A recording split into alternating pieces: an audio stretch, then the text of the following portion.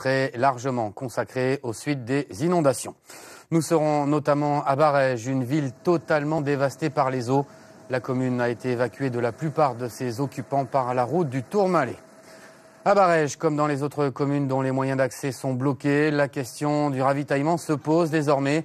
Des moyens spéciaux ont donc été mobilisés. Une de nos équipes a ainsi pu se rendre à Fos, au-dessus de Saint-Béat.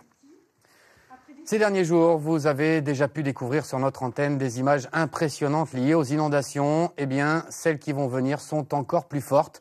Elles ont été tournées à Barèges, ville coupée du monde depuis 48 heures, que Régis Cotias et Jean-Yves Bascan ont enfin pu atteindre aujourd'hui.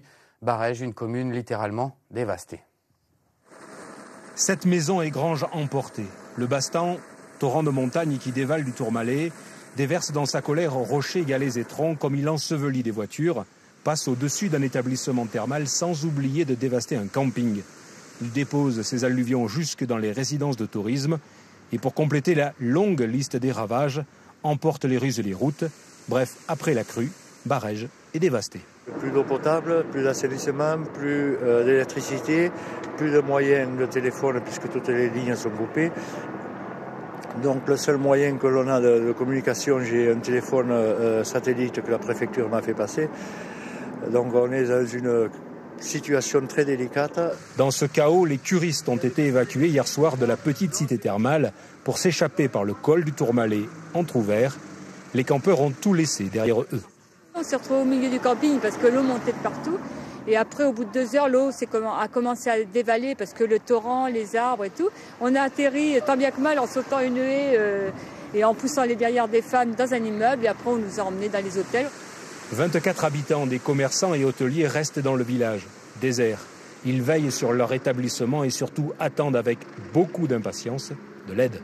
C'est bien joli de venir se montrer, mais maintenant il va falloir agir. Et très vite, parce que là c'est la situation de toute la vallée qui est en péril. Premières réparations engagées, le rétablissement de l'alimentation électrique. Les agents de RDF dépêchés par hélicoptère s'affairent à réparer les câbles rompus ou engloutis par le cours d'eau. Sur la route, la tâche s'annonce immense au regard des dégâts. Pour Barèges, cette crue est un nouveau coup dur. Cet hiver, les touristes avaient dû quitter la station en raison des avalanches. Le problème, c'est qu'on a eu une drôle de sensation de no man's land cet hiver quand la rue a été fermée pendant le village était isolé pendant une semaine, mais il n'y a pas eu de dégâts.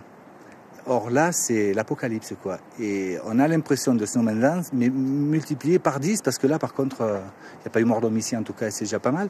Cela dit, ce qu'il y a de curieux, c'est qu'on ne sait pas du tout de quoi sera fait notre avenir. Dernier péril, un pont de neige un peu avant le village menace de s'effondrer, bloquant l'écoulement de l'eau. Les 24 habitants de Barèges doivent rester sur les hauteurs du village. Et nous allons retourner en direct juste au-dessus de Barèges.